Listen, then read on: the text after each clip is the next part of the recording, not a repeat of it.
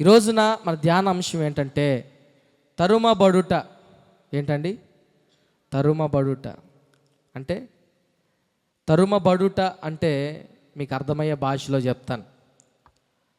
ఈ తరుమబడటం అనేది ఇతరుల చేత, సమస్యల చేత, కొన్ని భయంకరమైన పరిస్థితుల ద్వారా కృంగిపోవడం, నలిగిపోవడం, వాటిలో నుంచి బయటికి రాలేకపోవడం, ఎటువైపు వెళ్ళాలో తెలియకపోవడం, అన్ని విషయాల్లో ప్రయాసపడుతూ ఉండడం అనేది ఈ తరుమబడటం అనేది మీకు అర్థం చేసుకోవచ్చు.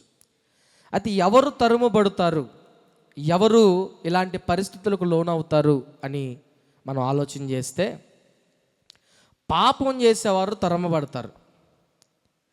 రెండవదిగా వారు తీసుకున్న నిర్ణయాల ద్వారా తరుమబడతారు. మూడవదిగా నిష్కారణంగా మనుషుల చేత లేదా కుటుంబస్తుల చేత తరుమబడతారు, భయము చేత తరుమబడతారు. ఇక చివరిగా క్రీస్తు కొరకు జీవించేవారు కూడా తరుమబడతారు. ఆలోచించేయండి, ఒక్కొక్కటిగా మీకు నేను చెప్తాను, క్లుప్తంగానే చెప్తాను. కాబట్టి దేవుని వాక్యాన్ని శ్రద్ధగా మీరు ఆలకించాలి. పాపం చేసేవారు తరమబడతారంట. సహజమే. పాపం చేసేటప్పుడు మనకు ఆ పాపపు ఆలోచనలు, ఆ లోకం ఆశలు అన్నీ కూడా మనల్ని ఆకర్షిస్తున్నప్పుడు తరువాత వచ్చే పరిణామాలను కూడా లెక్క చేయకుండా మనం చాలా ప్రత్యేకమైన విధానంలో ముందుకు వెళ్తూ ఉంటాం. ఆ పొరపాటు చేసేదానికి చాలా ఆలోచనలు కలిగి ముందుకు కొనసాగుతూ ఉంటాం.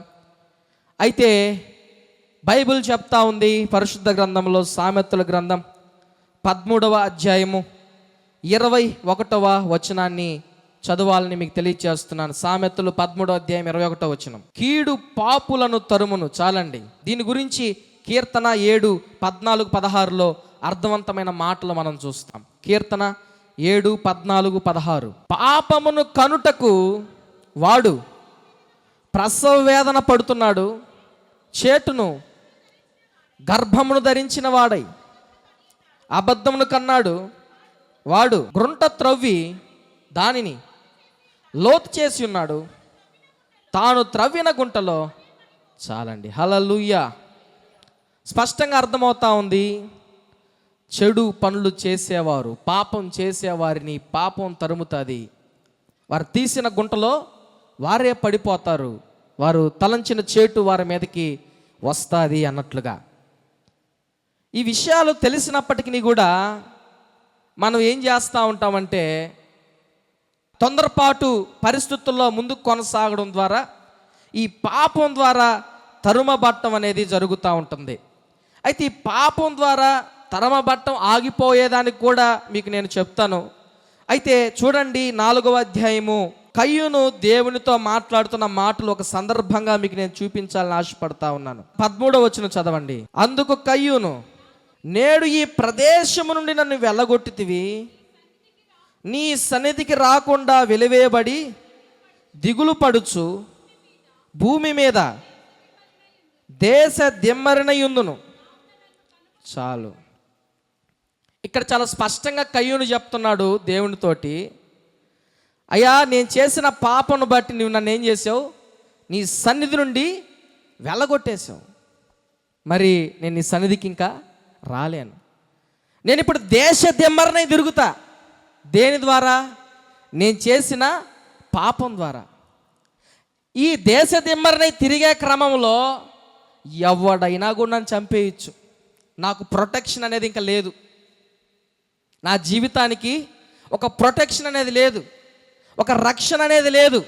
ఎందుకంటే నా పాపం దాన్ని తీసివేసింది, కొట్టివేసింది ఆ ప్రొటెక్షన్ని. కాబట్టి ఈ శిక్షను నువ్వు తగ్గించు అంటే అప్పుడు ఎవడు కూడా నిన్ను చంపకుండా ఉండేదానికి నొదటి మీద ఒక గుర్తుని వేస్తాడు దేవుడు. అంటే ఇక్కడ మనం ఏం ఆలోచన చేయాలి, ఏం అర్థం చేసుకోవాలంటే, పాపం ద్వారా తరమబడతాం, కానీ తెలిసి కూడా పాపం చేస్తాం. చాలామంది క్రైస్తవుల హృదయాలు, మనస్తత్వాలు ఎలా ఉంటాయంటే, కయ్యూను లాగానే అన్నీ తెలుసు. ఏం తెలుసు?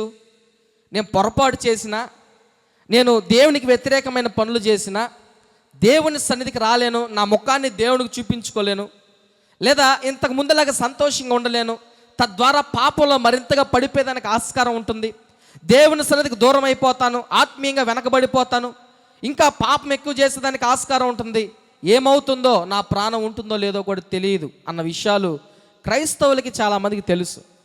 అయినప్పటికీ కూడా వారు పొరపాట్లు చేస్తూ ఉంటారు. కయ్యూను లాగానే దేవుని సన్నిధిలో ఏమని అడుగుతూ ఉంటారంటే, అయ్యా నేను పొరపాటు చేశాను. ఏం చేశాను? పొరపాటు చేశాను.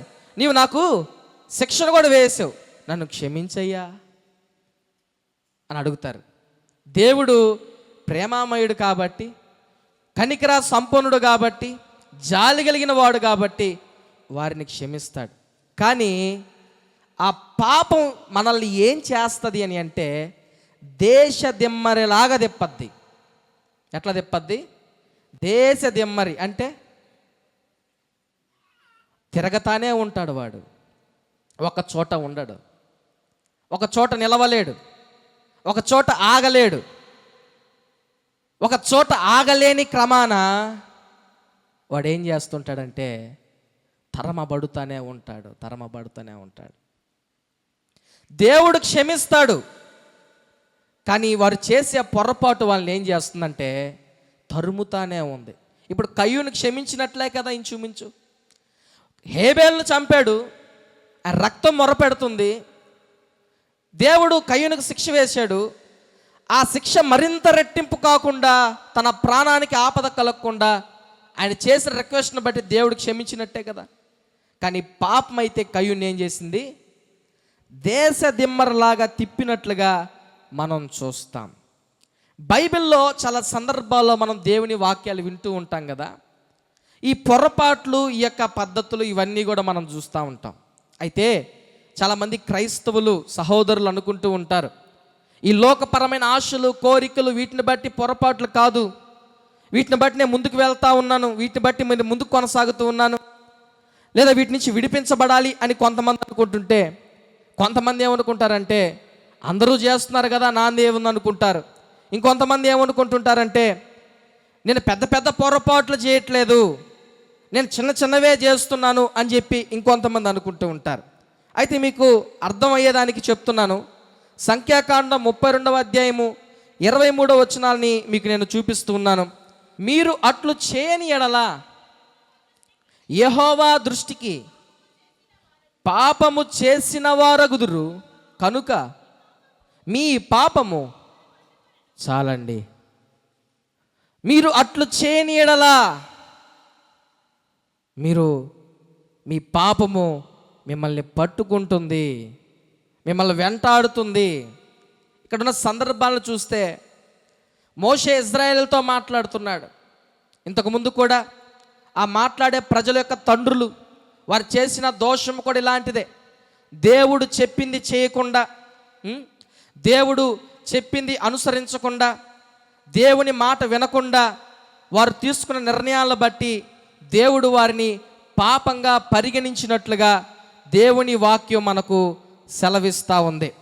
పరిశుద్ధ గ్రంథం చెప్తా ఉంది ఏమని అంటే, ఏదైతే చేయకూడనిది మనం చేస్తున్నామో అట్లాగే దేవుని మాట వినకుండా ఉండడం కూడా చేయకూడనిది చేసినట్లే. ఈ లోకరీత్యా ఏదైతే చేయకుండా చేస్తున్నామో దానికి అనుగుణంగానే దేవుని మాట వినకపోవడం కూడా దానితో సంబంధించిన విధంగానే మనం అర్థం చేసుకోవాలి. మత్తయి సువార్త 25వ అధ్యాయము 24-27 వచనాల్లో చూస్తే అక్కడ తలాంతుల గురించిన విషయాలు మనకు కనిపిస్తాయి.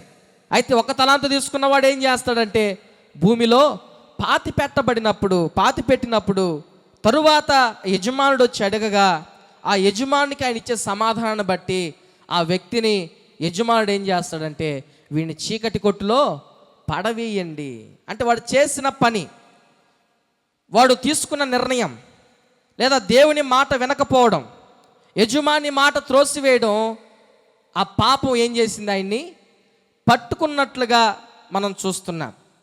యాకోబు జీవితంలో కూడా ఇంచుమించు ఇదే విధమైన పరిస్థితి. తన పాపం తన్ని తరుముతానే ఉంది, మనశ్శాంతి లేకుండా చేస్తూ ఉంది. మొదట తన అన్నను మోసం చేశాడు, తన అన్న ద్వారా రక్షించుకున్నట్టుకు తన మామ దగ్గరికి వెళ్ళాడు. తర్వాత తన మామ దగ్గరికి వెళ్ళగా దేవుని సన్నిధిలో గడిపిన వ్యక్తి అయితే కాదు, ఎంతసేపటికి తన స్వప్రయోజనం కొరకు బ్రతికిన వాడే యాకోబు. ఆ తర్వాత మామ ద్వారా కూడా బాధించబడ్డాడు. ఆయన నుంచి పారిపోయి వస్తా ఉన్నప్పుడు మరలా ఇంకో వార్త వచ్చింది. ఏమని? మీ అన్న ఏశావు నిన్ను తరమడానికి, పట్టుకునేదానికి, చంపడానికి వస్తున్నాడని. ఇక యాకోబు ఒక తీర్మానం తీసుకున్నాడు. ఏమని అంటే, ఇక నేను పరిగెత్తలేను. ఏమని తీర్మానం తీసుకున్నాడు? ఇక నేను పరుగెత్తలేను. ఇంతకుముందు మా అన్న నన్ను తరిమాడు చంపాలని, తరువాత మా మామ దగ్గరికి వెళ్తే ఆయన నన్ను బాధ పెట్టే విధానాలను బట్టి అక్కడి నుంచి పారిపోయి వచ్చాను. ఇప్పుడు మరలా అక్కడి నుంచి పారిపోయిన వస్తున్నాను తెలుసుకున్న మా అన్న మరలా నన్ను వచ్చి చంపడానికి వస్తున్నాడు. ఇక నా వల్ల కాదు, నేను ఇంక ఈ పాపం ద్వారా తరమబడలేను, ఇక నేను ఆగిపోవాలనుకుంటున్నాను. చచ్చిపోతే చచ్చిపోతాను, బ్రతికితే బ్రతుకుతానని యబ్బోకు రేవు దగ్గర యాకోబు దేవుని సన్నిధిలో పశ్చాత్తాపడ్డాడు. హల్లెలూయా. ఎందుకు దేవుడు ఈ రోజున ఈ మధ్యాహ్న కాల సమయంలో మీతో మాట్లాడుతున్నాడంటే, చాలామంది క్రైస్తవులు పరుగెడతానే ఉన్నారు కానీ అలుపు రావట్లా, వాళ్ళకి విసుగు పుట్టట్లా. వాళ్ళకి ఏమని? ఇంకా ఏడ పరిగెత్తుతావురా నాయనా, పరిగెత్తుతానే ఉన్నావు, ఈ పాప నన్ను తరుముతానే ఉంది, ఇకనైనా దీని నుంచి విడుదల పొందుకోవాలని చెప్పి అనుకోవట్లేదు. పరుగెత్తుతానే ఉన్నారు. కయ్యూనులాగా దేశ దిమ్మరై తిరుగుతానే ఉన్నారు. ఈ రోజున క్రైస్తవుల యొక్క మనస్తత్వాలు ఎలా ఉంటాయంటే, ఆలోచన చేయండి. మీకు ఒక ఉదాహరణగా చెప్తున్నాను. వారు చేసే పొరపాట్లు విడిచిపెట్టకుండా, వారి ఆలోచనల పక్కన పెట్టకుండా, వారికి కలిగే బాధలను బట్టి, వారికి కలిగే ఇబ్బందులను బట్టి పలు ప్రాంతాలకు తిరుగుతూ ఉంటారు. ఎట్లాగా? పలాని హెన్రీ ఆమోస్ పాస్టర్ ఉన్నాడంట పలాని దగ్గర, ఆయనంట చేయి పెడితే ఎవరైనా బాగుపడిపోతారంట, ఆయన ప్రార్థన చేస్తే ఎవరైనా స్వస్థత పొందుతారంట, భలే చేస్తాడంట ఆయన అని చెప్పి హెన్రీ ఆమోస్ పాస్టర్ దగ్గరకు వచ్చారు ఒక విశ్వాసి. సారు ప్రార్థన చేశాడు, ఒకరోజు బాగైంది, తర్వాత మరలా అలాగే ఉంది.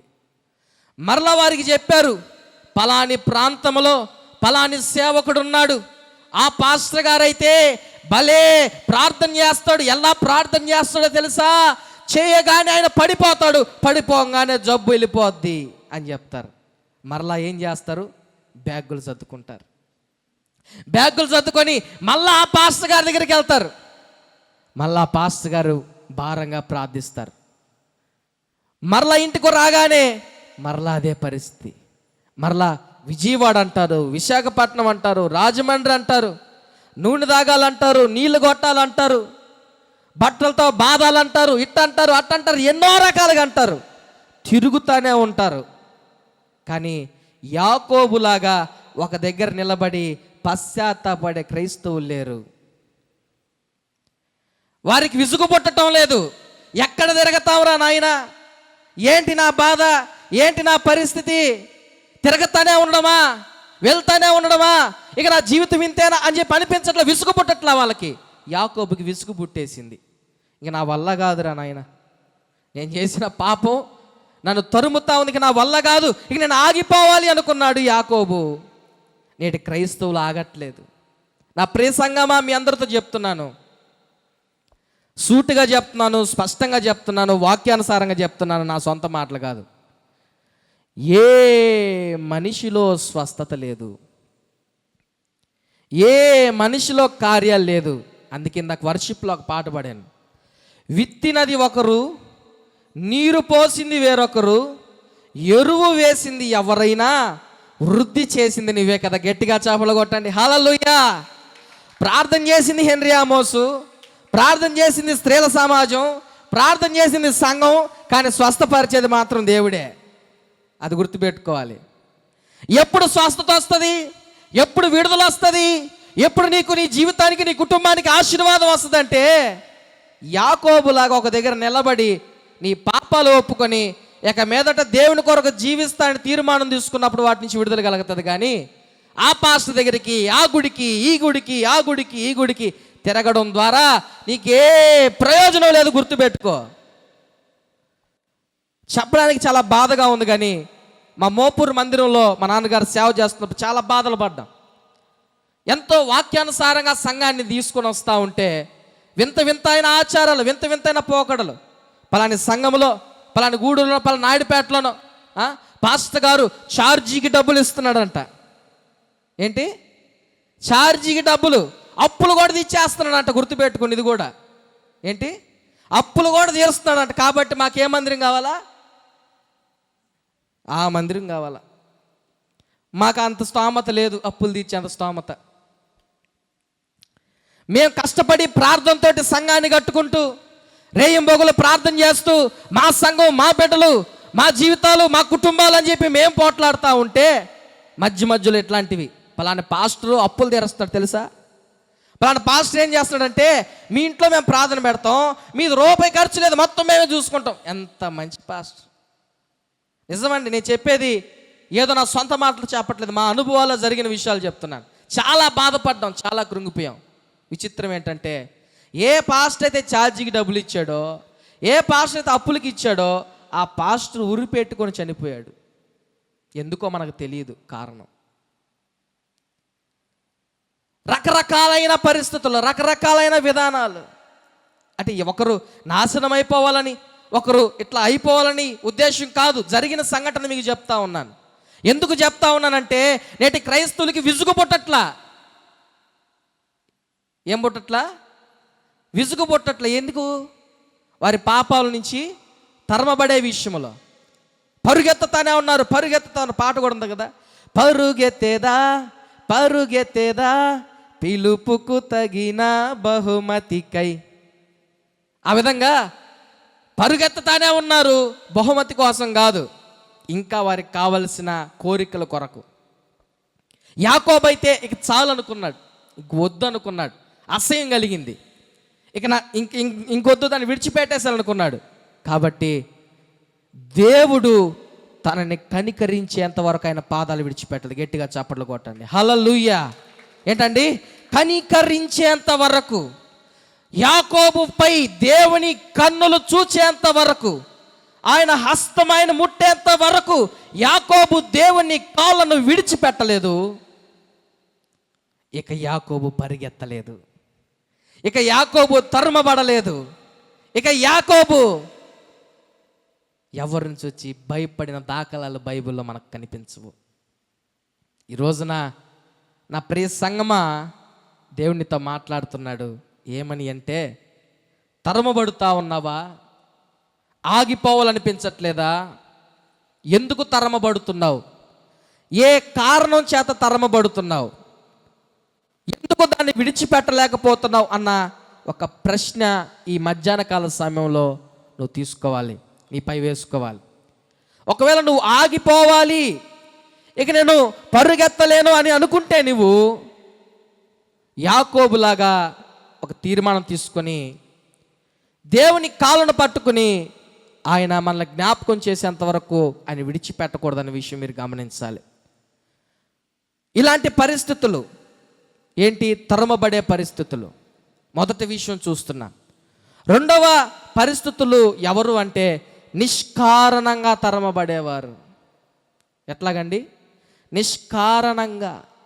వారు ఏ పొరపాటు చేయలే, ఏం కూడా తప్పిదం చేయలే, కానీ తరమబడుతున్నారు. ఎవరు అని అంటే మనకు ఎవరు కనిపిస్తారు బైబిల్లో? దావీదు తప్ప. చూడండి, దావీదు అంటున్నాడు కీర్తనల 7:1 ఒక చక్కటి మాట అంటున్నాడు. యెహోవా నా దేవా, నేను నీ శరణు చూచి ఉన్నాను. చాలండి. ఆయన అంటున్నాడు, నన్ను తరుము వారి చేతిలో నుండి. చాలా సందర్భాల్లో ఇలాంటి పరిస్థితులు మనకు వస్తూ ఉంటాయి. రోగాల ద్వారా, మనుషుల ద్వారా బాధించబడ్డం, మనుషుల ద్వారా ఎప్పుడునైనా నాకు ఈ విడుదల, ఎప్పుడయ్యా నాకు ఈ సమస్యకు పరిష్కారం, ఎప్పుడయ్యా నాకు ఈ యొక్క సమస్యకు ఒక గొప్ప ఆనందం ఎప్పుడు నాకు దొరుకుతుంది?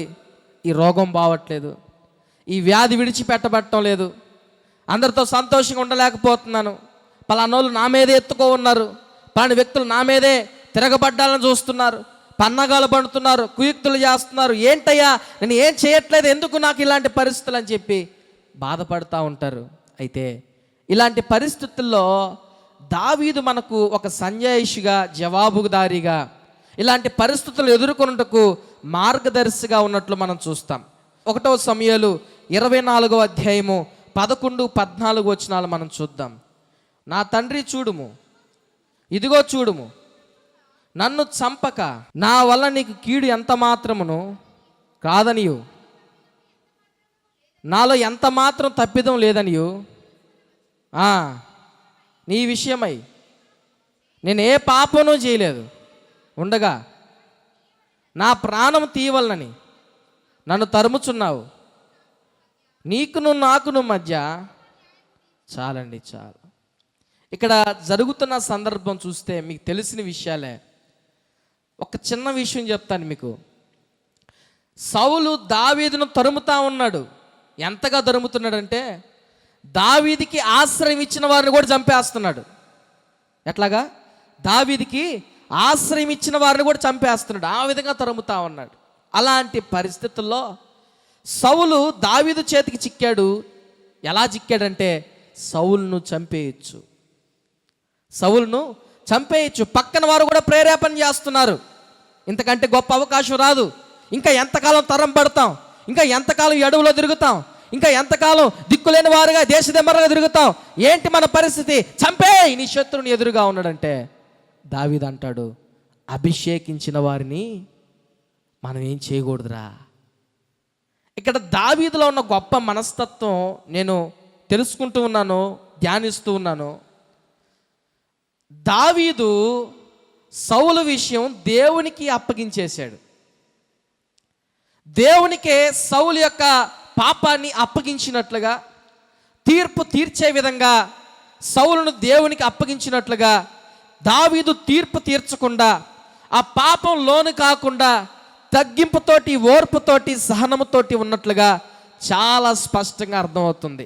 అందుకే కీర్తనల 10:2లో చాలా అద్భుతమైన మాట ఉంటుంది చూడండి. దుష్టులు గర్వించి దీనులను వడిగా తరుముచున్నాడు, వారు యోచించిన మోసక్రియలలో తామే చిక్కుకొందురుగాక. హల్లెలూయా. ఈ విషయాలు తెలుసుకున్న దావీదు ఏం చేశాడు? దేవునికి అప్పగించాడు. సౌలు ఫిలిస్తీయుల చేత చంపబడ్డాడు. దావీదు కూడా సౌలు విషయంలో దేవునికి ఎప్పుడైతే అప్పగించాడో దేవుడే వారిరువురి మధ్యలో తీర్పరిగా ఉన్నట్లుగా మనం చూస్తాం. ఇక్కడ ఈ సందర్భాన్ని బట్టి మనం ఏం అర్థం చేసుకోవాలి, ఏం తీర్మానం తీసుకోవాలి, ఏ నిర్ణయం తీసుకోవాలి అంటే, నువ్వే తప్పు చేయలేదు కదా, ఏ పొరపాటు చేయలేదు కదా, ఎవరిని బాధ పెట్టలేదు కదా, అయితే వారిని దేవునికి నువ్వు అప్పగించినప్పుడు, వారి విషయంలో దీర్ఘశాంతం చూపించినప్పుడు, వారి విషయంలో పరిశుద్ధంగా నువ్వు దేవునికి ఇష్టంగా జీవించినప్పుడు, నీ ప్రతివాది విషయంలో దేవుడు నీకు న్యాయము చేస్తాడు. అయితే ఇలాంటి నిష్కారణముగా తరమబడే వారు ఒక మంచి చక్కటి తీర్మానం కలిగి ఉండాలి. ఎలాంటి తీర్మానం అంటే 119, 157లో కీర్తనకారుడు ఒక తీర్మానం తీసుకున్నట్లుగా, నిష్కారణముగా తరమబడేవారు, నిష్కారణముగా బాధించబడేవారు ఇలాంటి తీర్మానం కలిగి ఉన్నప్పుడు వారి జీవితాల్లో చాలా గొప్ప మేలు కలుగుతుంది. చూడండి, నన్ను తరుమువారును నా విరోధులు అనేకులు అయినను నీ న్యాయ శాసనములను బట్టి నేను తొలగికి ఉన్నాను. హల్లెలూయా. ఇలాంటి తీర్మానం క్రైస్తవుడు కలిగి ఉండాలి. ఎలాంటి తీర్మానం? నాకు విరోధంగా ఉండేవారు, నన్ను తరిమేవారు చాలామంది ఉన్నారు, కానీ నీ న్యాయ శాసనాలు మాత్రం నేను విడిచిపెట్టను. ఇలాంటి తీర్మానం చాలామంది క్రైస్తవుల్లో ఉన్న లక్షణం లేనిది ఇదే. కలిగే సమస్యలను బట్టి, కలిగే బాధలను బట్టి, కలిగే ఇబ్బందులను బట్టి ప్రార్థన చేసుకోవడం, వాక్యం చదవడం, దేవుడి మందిరకు రావడం ఆపివేస్తూ ఉంటారు. కానీ కీర్తనకారుడు చెప్తా ఉన్నాడు, నాకు కలిగే బాధలు చాలా ఉన్నాయి, నాకు శత్రువులు చాలామంది ఉన్నారు, నన్ను తరిమేవారు కూడా చాలామంది ఉన్నారు, కానీ వారిని బట్టి నీ న్యాయశాస్త్రాలు నేను విడిచిపెట్టను, నీ వాక్యాన్ని చదవడం ఆపను, నీ మందిరానికి రావడం ఆపను, నీతో సహవాసం చేయడం ఆపను, నీకు ఇష్టమైన బిడ్డగా ఉండడం నేను విడిచిపెట్టనని తీర్మానం తీసుకుంటున్నాడు. అయితే ఈ మధ్యాహ్న కాల సమయంలో ఈ మాటలు వింటున్న నా ప్రియ సంగమా, మీరు కూడా ఒక తీర్మానం తీసుకోవాలి. యాకోబు అయితే ఇక తరమబడ్డానికి ఇష్టపడలేదు. దేవుని సన్నిధిలో ఆయన కాళ్ళు పట్టుకొని పెనుగులాడి ఇక మీదట పాపమును చేయకుండా విడిచిపెట్టి ఆగిపోయాడు, తరమబడకుండా ఆగిపోయాడు. ఇక్కడ దావీదు విషయంలో కూడా చూస్తే నిష్కారణంగా బాధించబడుతున్నాడు, ఏ పొరపాటు చేయకుండా బాధించబడుతున్నాడు. ఆ యొక్క బాధను, ఆ సమస్యను దేవుడికి అప్పగించినప్పుడు, దేవుడికే విడిచిపెట్టినప్పుడు దావీదుకి న్యాయం చేసిన దేవుడు ఈ మధ్యాహ్న కాల సమయంలో నీకు కూడా చేయబోతున్నాడు. హల్లెలూయా.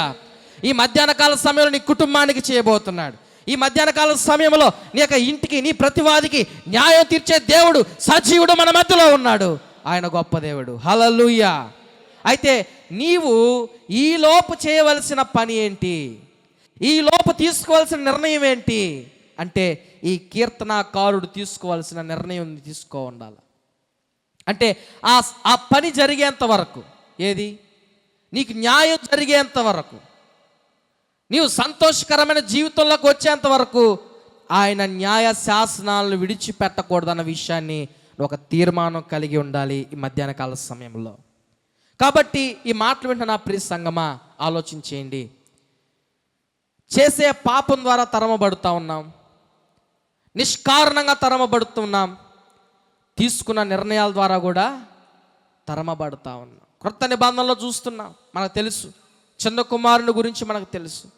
చిన్న కుమారుని గురించి ఏం తెలుసు అంటే, స్నేహితులు చెడు స్నేహం చేసి చెడు అలవాట్లకు బానిసై తండ్రి దగ్గర ఆస్తి తీసుకొని దూర దేశాలకు వెళ్ళి ఏం చేశాడు, బిజినెస్ పెట్టాడు. ఆ దేశంలో గొప్ప కరువు వచ్చింది. కరువు రాగానే మనోడు ఏమైపోయాడు, మీకు చాలా సార్లు ఉంటారు అయినా కూడా చెప్పరు. ఎప్పుడైనా హాస్పిటల్కి వెళ్ళారా? డాక్టర్ గారు అడుగుతారు, ఏం బాగలేదమ్మా, ఏం బాగలేదు అని. ఏందో నువ్వే చూసి చెప్పు అంటారా, లేకపోతే చెప్తారా? ఏందో అది ఒక రోజు నువ్వే చూసి చెప్ప, ఏం అర్థం కావట్లేదు అంటారా, లేకపోతే పలానా నొప్పి ఉందనో, జ్వరం ఉందనో, జలుబు ఉందనో ఏదో ఒకటి చెప్పాలి కదా. అట్టవాడు బాగుపడ్డాడనో, నాశనం అయిపోయి ఏదో ఒకటి చెప్పండి నోరు తెరిచి. చిన్న కుమారుడు దూరదేశాలకు వెళ్ళి నాశనం అయిపోయాడు. విచిత్రం ఏంటంటే, ఆ వాక్యం చదువుతున్నప్పుడు నాకు ఆశ్చర్యం కలిగింది. అమ్మ ఆలోచన చేయండి, మన ఏరియాలో కూడా, మన ప్రాంతాల్లో కూడా బర్రెలు మేపుకునే వాళ్ళు ఉంటారు, గాడిదలు మేపే వాళ్ళు ఉంటారు, గుర్రాలు సాకే వాళ్ళు ఉంటారు, పందులు మేపే వాళ్ళు ఉంటారు, రకరకాల వాళ్ళు ఉంటారు. మన దృష్టిలో నాకు తెలిసి అయితే వారు చాలా తక్కువ పందులు మేపే వాళ్ళను. అంటే పశువులు అంటే వ్యవసాయం కింద వాళ్ళు మంచి ఉన్నోళ్ళని లెక్క అనుకుంటారు. ఇక పందులు అంటే కీతాగా చూస్తారు. నాకు అనిపించింది ఏంటంటే, కరువు వచ్చిన తర్వాత దేశంలో పందులు మేపేవాడు కూడా బాగానే బతుకుతున్నాడు. పందులు మేపేవాడు కూడా, మనోడు మాత్రం దివాలా తీసేసాడు. కారణం ఏంటి అంటే, తీసుకున్న నిర్ణయం అతన్ని తరిమింది. స్నేహితుల దగ్గరికి వెళ్ళాడు, కొంచెం అన్నం లేదా ఒరే కొన్ని రోజులు నీ దగ్గర ఉంటాను, లేదా ఇంకెవరైనా బాగా అప్పుడు సహాయం చేసి నీ దగ్గర ఉంటాను, ఎంతో తిరుగుంటాడు. ఎవడు కూడా ఒక్కసారిగా పందులు మేపేవాడి దగ్గర పోవాలనుకోండి ఎవడు కోరుకోడు. అన్ని ప్రయత్నాలు చేసి ఇది లేక, దిక్కు లేక, అర్థం కాక ఎట్ట కూడా బతకాలరా అనుకున్నప్పుడు అలాంటి నిర్ణయాలు తీసుకుంటారు. తిరిగాడు. ఆఖరికి ఆ పందులు మేపేవాడు కూడా ఆయనకు అన్నం పెట్టల. ఏం పెట్టలేదు, ఏం తినడానికి ఆశపడ్డాడు ఆయన. ఎంత దిగజారిపోయాడండి. అప్పుడు జ్ఞానోదయం కలిగింది ఆయనకి. ఏమని, ఒరే మా నాన్న ఇంట్లో నా కాళ్ళ కింద పడిపోయిన వాళ్ళు, ఎన్నిక లేని వారు, నేను చీ అంటే పో అంటే వెళ్ళేవాళ్ళు, వచ్చేవాళ్ళు, నాకు అన్ని సేవలు చేసేవాళ్ళు కూడా చాలా మంచి ఆహారం తింటున్నారు. నేనేంట్రా? యాకోబు ఏ విధంగా అయితే ఆగిపోవాలనుకున్నాడో, ఈ చిన్న కుమారుడు కూడా ఏమనుకున్నాడు?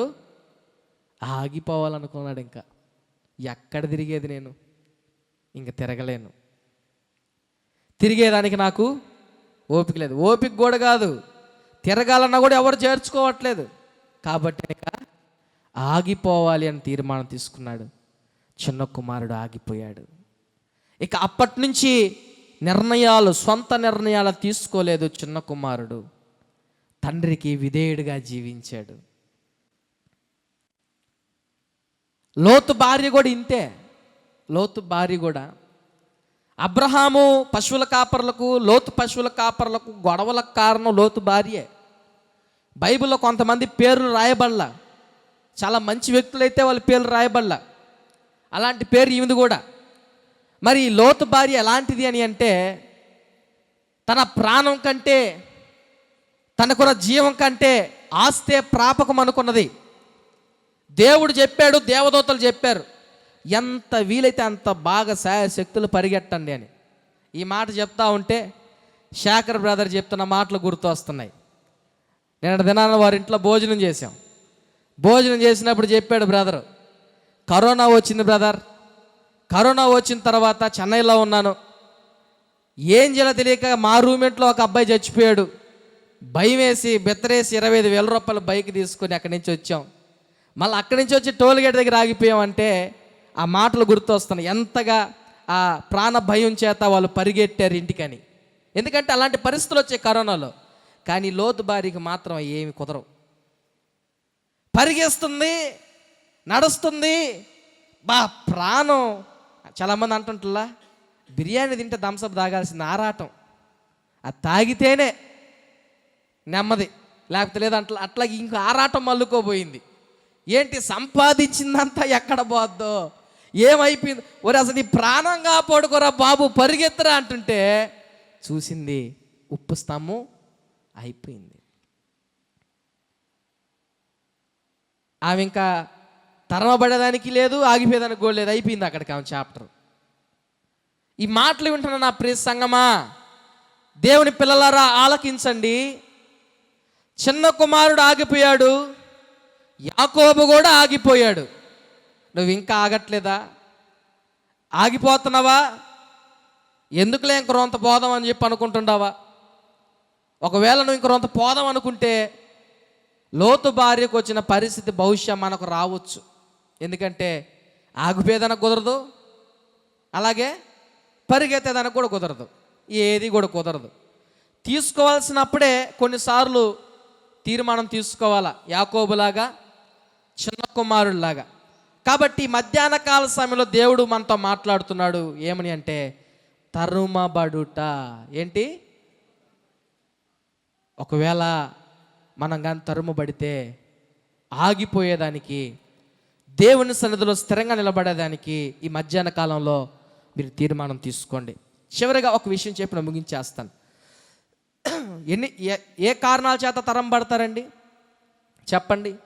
గుర్తున్నాయా నేను చెప్పినవి? పాపము చేయవారు తరం పడతారు, ఇంకా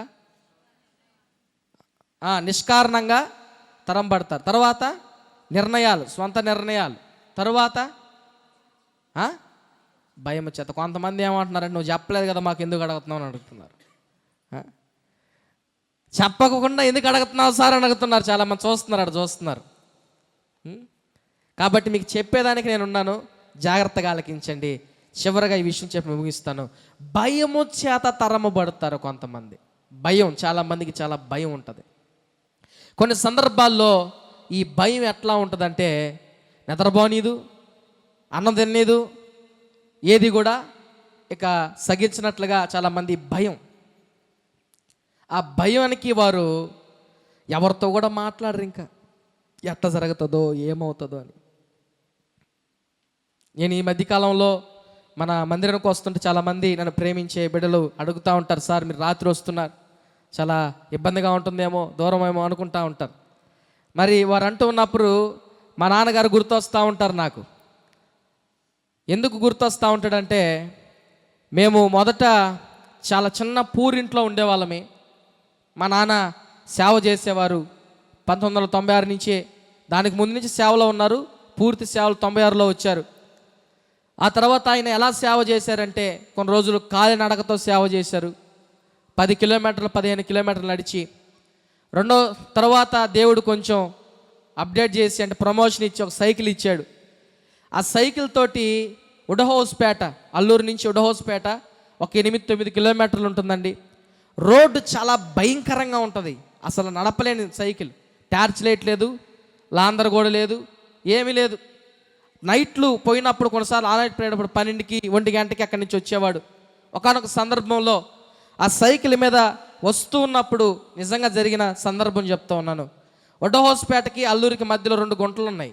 ఏం గుంటలు అంటే చింతగుంట, సాకిరేవు గుంట. ఈ 2 గుంటలు అవి ఊర్లు, గుంటలు కాదు. ఆ 2 గుంటల్లో సైకిల్లో వస్తూ ఉన్నప్పుడు ఒక ఈగ, కందిరీగలాగా ఒకటి బొయ్యి అంట వస్తూ ఉందంటండి. వస్తూ ఉంటే ఏంద్రా ఇంత చీకటిది వస్తుందని చెప్పి దాన్ని ఇట్లా అనుకుంటుంటే చేత్తెట్టంటే ఆ ఈగ పడిపోవడం ఎట్టుందంటే, ఒక మనిషి కింద పడిపోతే అట్ట సౌండ్ వస్తుంది, అట్ట వస్తుందంట. ఒక మనిషి కింద పడి దొబ్బాని వస్తుందంట సౌండ్. ఈగ ఎటైనా వస్తుందా? తర్వాత పోతా ఉంటే మరలా అట్లాగే వస్తుంది, కొడతా ఉంటే కింద పడిపోతే దొబ్బాని సౌండ్ వస్తుంది, అంటే ఒక మనిషి పడిపోయినట్లుగా. కొంత దూరం పోయిన తర్వాత ఈగ కనిపించలా. ఏడకపోయింది అని చెప్తే ఫ్యాంటు దగ్గరికి ఎక్కేస్తుందంట. తీరా చూసి అక్కడి దగ్గర చేరి మళ్ళా దిగినప్పుడు విచిత్రం ఏంటంటే, ఆ ఈగని తీసి కొట్టినా కూడా అది చావలా, మళ్ళీ వెళ్ళిపోతే మరలా లేచింది. తీరా చూస్తే సైకిల్ చైన్ కూడా తప్పేటట్టు చేసింది. ఆ తర్వాత అక్కడే చేరి చిన్న చీకటి, నరమాత్రుడు ఉండడు, ఎవడు కూడా ఉండడు, మొత్తం చీకటే. అలాంటి సందర్భంలో ప్రార్థన చేసుకునే సైతాను అని చెప్పి గమనించి ప్రార్థన చేస్తే అక్కడి నుంచి ఆ శోధన అనేది లేకుండా పోయింది. ఎందుకు ఈ మాటలు చెప్తున్నానంటే, భయం, రకరకాలైన భయాలు. చిన్నప్పుడు నాకు కూడా కొంచెం అదురు భయం ఉండేది. నడుస్తూ ఉన్నప్పుడు, చీకట్లో నడుస్తూ ఉన్నప్పుడు తాటేకు చప్పుళ్ళు, ఆ పైన తాటేకులు ఎక్కడ గాలి కట్టన్నా కూడా దేవుని స్తుతించుడి, ఎల్లప్పుడు దేవుని స్తుతించుడి అని పాడుకునేవాడిని. తర్వాత అప్పుడే ఎట్లా ఉంటుందంటే, వినపడని కూడా వినిపిస్తాయి. కుక్క కూడా విచిత్రంగా అరుస్తుంది ఆ సమయంలోనే. ఎంత విచిత్రంగా అరుస్తుందంటే ఇంకా మనకు వణికిపోయే విధంగా. పిల్లి కూడా ఎట్ట అరుస్తుందంటే, చిన్న బిడ్డ అరిసినట్టు అరుస్తుంటుంది పిల్లి. మరి ఎక్కడెక్కడికి చిన్న బిడ్డ వచ్చాడరా, నేనేది చీకట్లో పోతా ఉంటే. భయం.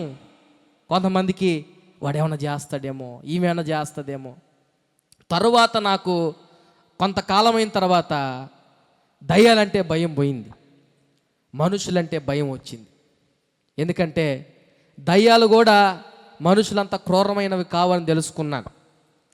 దయ్యాలు మనుషులంత క్రూరులు కావు. దయ్యాలు మనల్ని బెదిరించి, రే నీ పరిస్థితి రతి, పరిస్థితి ఎంత చెప్పుతి, డబ్బులు అంటదా, ఇగో చేయింది, ఏం చెప్పు, ఏం చేయాలి, నీ ప్రాణంగా ఏం అడగదు దయ్యం. మనుషులు చెప్పండి అడగతారు. పాప మా పెద్దనికి ఒకడు చెన్నైకి వెళ్ళాడంట ఏదో కొనుక్కోవాలని. ఆ గొంతులో బ్రిడ్జి కింద అక్కడికి పోతే ఆపి మర్యాదగా అన్నీ తీసుకున్నాడు అంటాడు. ఏంటి పాపము కట్టుబాట్లు మిగిలినాయి, ఇంకేమున్నాయి కూడా తెలియదు, పాపం ఛార్జీ కూడా లేవు. అంటే ఇప్పుడు భయాలు, మనుషులకి చాలా రకాల భయాలు ఉంటాయి. ఆ భయాలను బట్టి ఆ మనిషి ఏం చేస్తూ ఉంటాడు, తరం పడతా ఉంటాడు, పరిగెత్తా ఉంటాడు. బైబిల్లో కూడా ఒక ఆయన గురించి చూపించిన ముగించేస్తాను. 1 రాజులు 19వ అధ్యాయము 1-2 వచనాలు. ఏలియా చేసినదంతయును, అతడు ఖడ్గము చేత ప్రవక్తలందరినీ చంపించిన సంగతిను ఆహాబు యెజెబెలునకు తెలియజెప్పగా, యెజెబెలు దూత చేత నీ ప్రాణమును వానిలో ఒకని ప్రాణం వలె చేయని ఎడలా దేవుడు నాకు గొప్ప అపాయము కలుగు చేయునుగాక. చాలా స్పష్టంగా అర్థమవుతుంది ఏలియా చాలా గొప్ప దైవజనుడు, రోషం కలిగిన వాడు. ప్రవక్తల్లో చాలా రోషం కలిగిన వ్యక్తి ఏలియా. ఇలాంటి ఏలియా ఒక రాణి వార్నింగ్ను బట్టి ఏం చేశాడు? పరిగెత్తాడు ప్రాణం రక్షించుకునేదానికి, ప్రాణం కాపాడుకునేదానికి. ఆ తర్వాత దేవుడు ఏలియాతో మాట్లాడాడు. 1 రాజులు 19వ అధ్యాయం 8-10 వచనాలు చూస్తే, అతడు లేచి భోజనం చేసి చాలండి. ఇక్కడ దేవుడు అడుగుతున్నాడు ఏలియాని, ఇక్కడ ఏం చేస్తున్నావు అని. 15వ వచనంలో మా దేవుడు మాట్లాడుతున్నాడు ఏలియా చెప్పిన తర్వాత. అప్పుడు యెహోవా అతనికి సెలవిచ్చినదేమనగా, నీవు మరలి అరణ్య మార్గమున దమస్కునకు పోయి. చాలండి, చాలు. ఇక్కడ దేవుడు చెప్తున్నాడు ఏలియాతోటి, మరలా ఎందుకు ఎక్కడికి వచ్చావు అంటే, అయ్యా ఇది పరిస్థితి, నేను రోషం కలిగిన నీ సేవకుడు, నీకు తెలుసు నన్ను ఈ విధంగా ఈ పరిస్థితి జరిగింది, ఇందుకే వచ్చాను, ప్రవక్తలను ఒక్కడిని మిగిలిన్నానని చెప్పి ఏలియా చెప్తే, అప్పుడు ఏలియాతో దేవుడు మాట్లాడుతున్నాడు, నేను చెప్పింది నువ్వు చేయి, వెళ్ళు, భయపడాల్సిన అవసరం లేదు, జడియాల్సిన అవసరం లేదు, దిగులు పడాల్సిన అవసరం లేదు, నేను నీకు తోడుగా ఉన్నాను, నేను చెప్పింది నువ్వు చేయి. ఎవరైతే నువ్వు తరుముతున్నారో, ఎవరైతే నిన్ను బాధ పెడుతున్నారో, ఎవరైతే నీ హింస పెడుతున్నారో, ఎవరు నీకు అన్యాయం చేస్తున్నారో, వారి ముఖాలు, వారి అవయవాలు కుక్కలు తినే రోజు దగ్గర పడ్డాయి. హల్లెలూయా. వారు నాశనమయ్యే రోజు దగ్గర పడింది. వారిక ఈ లోకంలో జీవించేదానికి దాఖలాలు లేకుండా రోజులు దగ్గరకు వచ్చేసాయి. దేవుడు చెప్తా ఉన్నాడు ఏలియాతోటి. ఈ రోజున ఈ మధ్యాహ్న కాల సమయంలో మీతో కూడా దేవుడు మాట్లాడుతూ ఉన్నాడు. ఏంటో తెలుసా? ఇదిగో, నిష్కారణంగా నువ్వు బాధించబడుతుంటే దేవుడు నీకు న్యాయం చేస్తాడు. అయితే ఆయన న్యాయ శాసనాలు నువ్వు విడిచిపెట్టద్దు. ఏలియాతో చెప్పిన దేవుడు ఈ మధ్యాహ్న కాల సమయంలో మీతో చెప్తున్నాడు, నువ్వు భయపడవద్దు. భయపడ్డం అంటే చాలా రకాల భయాలు ఉంటాయి. వాటిల్లో కొన్ని రకాల భయాలు, దయ్యం అంటే భయమో, ఇంకోటో లేకపోతే ఇంకో సమస్యలను, రకరకాల భయానికి అర్థం ఉంటే చాలా రకాలైన కారణాల ద్వారా భయం వస్తుంది. వాటి విషయంలో నువ్వు భయపడాల్సిన అవసరం లేదు. వాటి విషయంలో దిగులు పడాల్సిన అవసరం లేదు. దేవుడు నీకు తోడుగా ఉన్నాడన్న విషయం, ఆయన నీతో ఉన్నాడన్న విషయం నువ్వు మర్చిపోవద్దు. అయితే నీవు ఆయన న్యాయ శాసనాలను మర్చిపోవద్దన్న విషయం నువ్వు గుర్తుపెట్టుకోవాలి. ఈ రోజున నా ప్రియ సంఘముతోటి ఒక్క మాట చెప్పైతే నేను ముగించాలనుకుంటున్నాను. ప్రభు బలలో కూడా మనం వెళ్దాం. ఏంటి ఆ మాట అంటే, యాకోబు ఆగిపోయాడు, చిన్న కుమారుడు ఆగిపోయాడు, ఏలియా కూడా ఆగిపోయాడు దేవుడు చెప్పిన తర్వాత. ఈరోజు నువ్వు ఆగిపోవాలా? దేని విషయంలో? నీ సమస్యల విషయంలో, నీ కష్టాల విషయంలో, నువ్వు తరమబడే నీ పాప విషయంలో నువ్వు ఆగిపోవాలి. ఈ మధ్యాహ్న కాల సమయంలో గుర్తుపెట్టుకోండి, మీ పాపాలు ఒప్పుకోకుండా, మీ పొరపాట్లు విడిచిపెట్టకుండా, మీ అక్రమాలు విడిచిపెట్టుకోకుండా, మీ మనసును మార్చుకోకుండా, గర్వాన్ని తగ్గించుకోకుండా, తగ్గింపుగా ఉండకుండా, మర్యాద నేర్చుకోకుండా, దేవుని వాక్యాన్ని త్రోసివేసి, దేవుని వాక్యాన్ని విడిచిపెట్టి, దేవుని ఆజ్ఞలు పాటించకుండా, ఏ మందిరంకి వెళ్ళినా, ఏ చోటకి వెళ్ళినా, ఎక్కడ ఆల్ నైట్ ప్రేయర్ చేసినా, ఎక్కడ స్వస్థతలు జరిగినా, నీ జీవితంలో మాత్రం స్వస్థత జరగదని విషయం గుర్తుపెట్టుకో. నువ్వు ఎప్పుడు నీ జీవితంలో కార్యం జరుగుతుందంటే నువ్వు ఆగిపోవాలి యాకోబులాగా. హల్లెలూయా. నువ్వు ఆగిపోవాలి చిన్న కుమారులాగా. అప్పుడు దేవుడిని ఎట్లా చేస్తాడు తెలుసా? నా ప్రియ కుమారుడా, నా ప్రియ కుమార్తెరా, రేయ్ నా కుమారుడికి తీసుకోరా, ఉంగరాలు తీసుకోరా, పట్టు వస్త్రాలు తీసుకోరా, మంచి చెప్పులు తీసుకోరా, పెద్ద విందు చేయి. ఎప్పుడు? నువ్వు ఆగిపోయినప్పుడు. దేవుడు చేసే పనులు ఇవన్నీ. దేవుడు నీ పట్ల చేసి ఉన్న, నీ పట్ల కలిగి ఉన్న విధానం అది. కానీ నీ పాపం ద్వారా నువ్వు తరమబడుతున్నావు. ఆగిపోదలుచుకోలేదు, తరమబడుతూనే ఉన్నావు, పరిగెత్తుతూనే ఉన్నావు. దేవుని సన్నిధిలో శిక్ష తగ్గించబడడానికి అడుగుతున్నావు కానీ పాపాలు విడిచిపెట్టడానికి అడుగుతున్నావా? కయ్యోను ఏమన్నాడు? శిక్ష తగ్గించమని అడిగాడు కానీ పాపాలు విడిచిపెట్టడానికి సహాయం చేయని అడగల. ఈరోజు చాలామంది క్రైస్తవులు కూడా అంతే. అవసరానికి దేవుని అడుగుతారు కానీ అసలు ఇంకా అవసరమే రాకుండా ఏం చేయాలో దేవుణ్ణి అడగరు. ఇలా ఇక మధ్యాహ్న కాల సమయంలో దేవుడు అదే మాట్లాడుతున్నాడు. ఇక చాలు, నువ్వెందుకు అలసట రావట్లేదా? పరిగెత్తి పరిగెత్తి అలసిపోవట్లేదా? విసుగు రావట్లేదా? యాకోబుకు విసుకొచ్చింది, చిన్న కుమారుడికి కూడా విసుకొచ్చింది. ఈ రోజున నీకు కూడా అలాగ అనిపిస్తూ ఉంటే ఆగిపోవచ్చు కదా అని దేవుడు అడుగుతా ఉన్నాడు. ఒకవేళ నిష్కారణంగా నువ్వు బాధించబడుతూ ఉంటే ఎంతో కాలం ఉండదు, కొంతకాలం ఉంటుంది. అయితే నీవు మాత్రం ఆయన న్యాయశాసనాల్ని విడిచిపెట్టకూడదు. రెండవ విషయం. మూడవ విషయం, చిన్న కుమారుడు తీసుకున్న నిర్ణయాలు బట్టి బాధపడ్డాడు.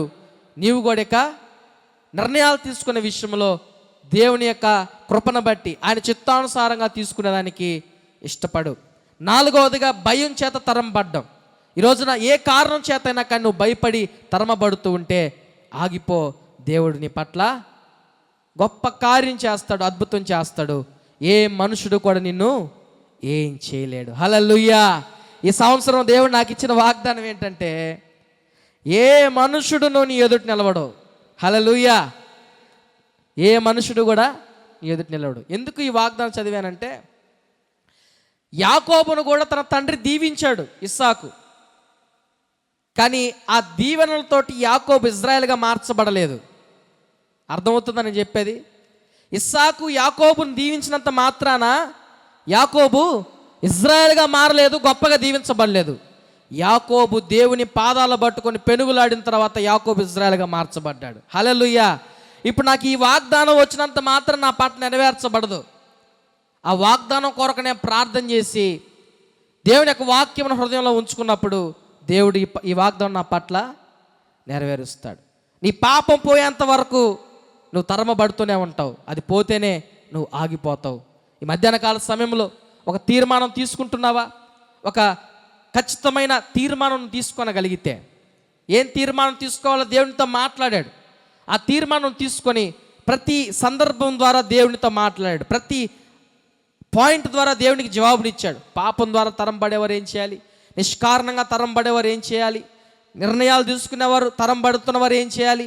భయం చేత తరం పడేవారు ఏం చేయాలి? ఇవన్నీ కూడా దేవుడు మనతో మాట్లాడుతున్నాడు. అందుకనే భయపడుట వలన ఉరి వస్తుంది అని వాక్యం సెలవిస్తుంది.